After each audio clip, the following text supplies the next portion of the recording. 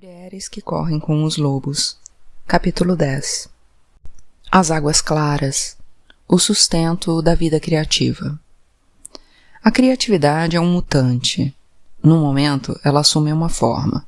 No instante seguinte, uma outra.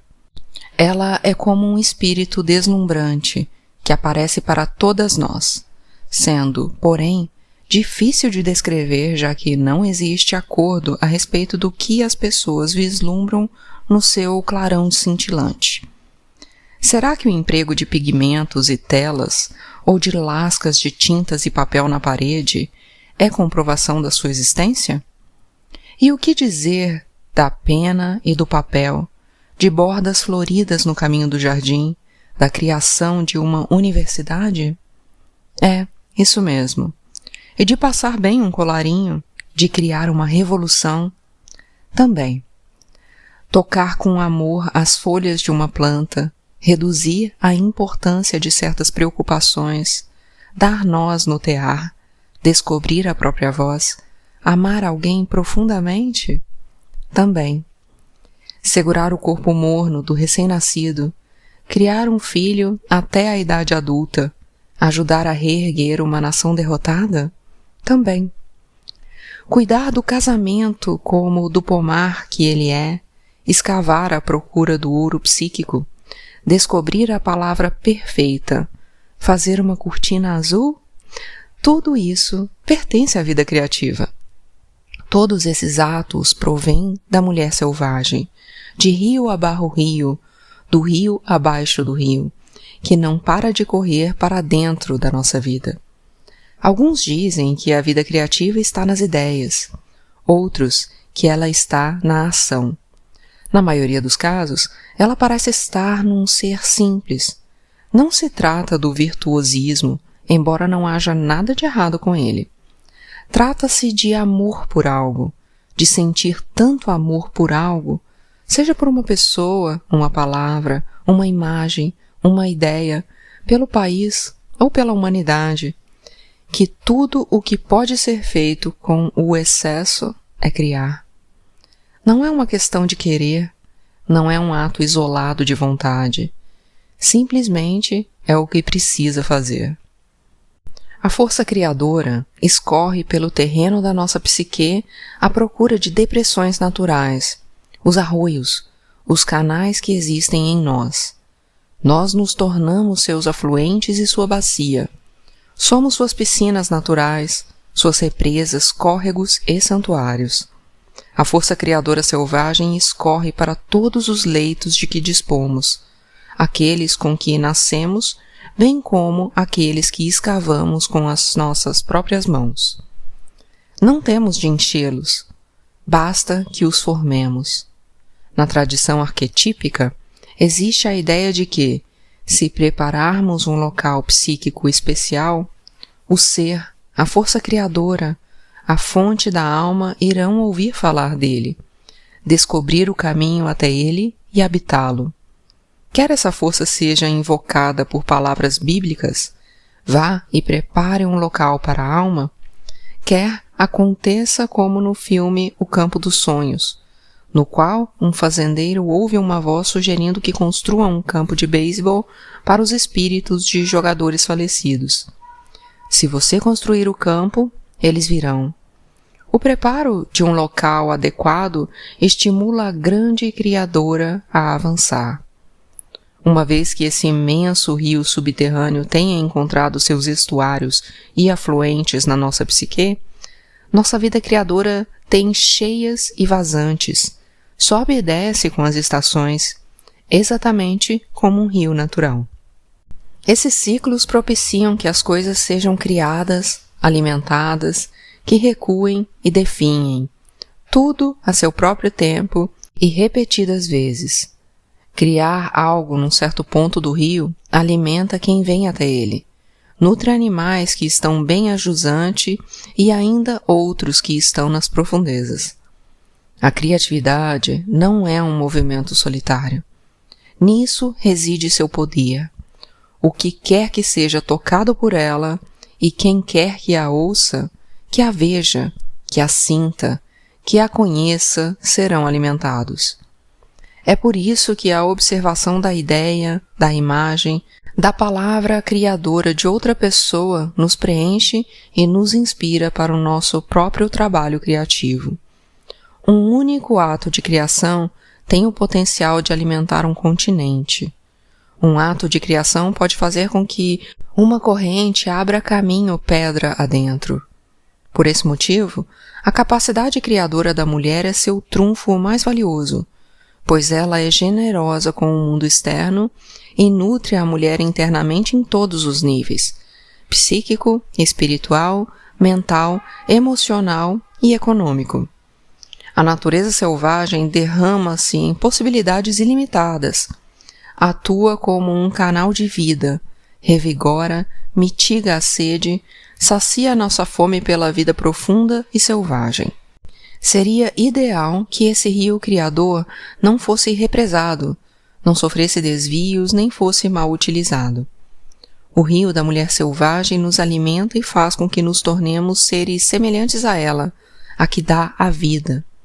Enquanto criamos, esse ser misterioso e selvagem está nos criando em troca, está nos enchendo de amor. Somos atraídas como os animais são atraídos pelo sol e pela água. Ficamos tão vivas que retribuímos distribuindo vida. Produzimos rebentos, florescemos, nos dividimos e nos multiplicamos, impregnamos, incubamos, comunicamos, transmitimos. É óbvio que a criatividade emana de algo que surge, cresce, toma impulso, se avoluma e se derrama para dentro de nós, em vez de ser algo que simplesmente fica parado em algum ponto, à espera de que possamos, não importa depois de quantos rodeios, encontrar algum meio de chegar até ele. Nesse sentido, jamais podemos perder nossa criatividade. Ela está sempre ali, preenchendo-nos ou então entrando em colisão com quaisquer obstáculos que sejam colocados no seu caminho. Se ela não descobrir nenhuma abertura até nós, ela recua, acumula energia e investe novamente até conseguir abrir passagem. Os únicos meios para podermos evitar sua insistente energia consiste em construir continuamente obstáculos contra ela, ou permitir que ela seja envenenada pela negligência e pelo negativismo destrutivo. Se ansiamos pela energia criadora, se temos problemas para alcançar os aspectos férteis, imaginativos, formadores de ideias, se temos dificuldade para nos concentrarmos no nosso sonho pessoal, para agir de acordo com ele ou para garantir sua execução, então alguma coisa deu errado no ponto de união das águas das cabeceiras e dos afluentes de um rio. Ou pode ser que as águas criadoras estejam correndo por um meio poluente, no qual as formas de vida da imaginação são eliminadas antes que possam atingir a maturidade. Com enorme frequência, quando uma mulher se vê despojada da sua vida criativa, todas essas circunstâncias estão no cerne da questão.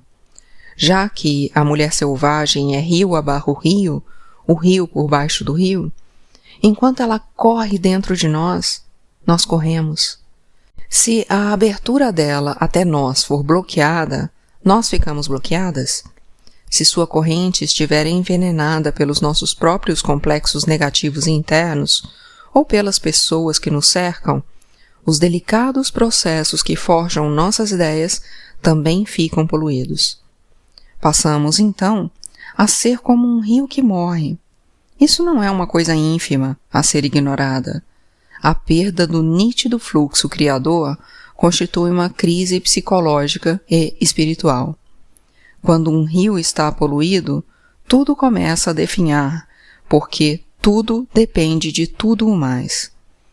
Num rio de verdade, os juncos às suas margens ficam marrons por falta de oxigênio.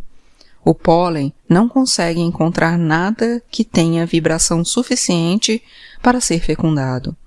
As tanchagens caem, não deixando em suas raízes nenhum berço para os nenúfares. Nos salgueiros não crescem amentilhos. As salamandras não encontram parceiros e as efeméridas não procriam.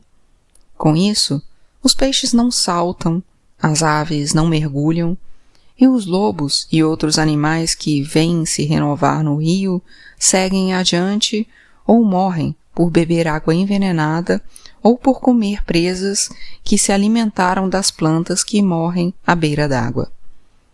Quando a criatividade fica estagnada de uma forma ou de outra, o resultado é sempre o mesmo: uma fome desesperada pelo novo, um enfraquecimento da fecundidade, uma falta de espaço para as formas menores de vida que se localizarem nos interstícios das formas maiores de vida, uma impossibilidade de que uma ideia fertilize uma outra, nenhuma ninhada, nenhuma vida nova.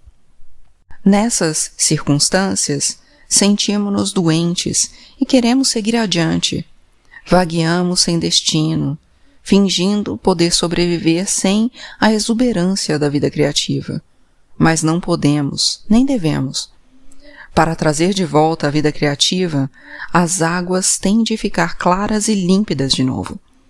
Precisamos entrar na lama, purificá-la dos elementos contaminadores, reabrir passagens, proteger a corrente dos danos futuros.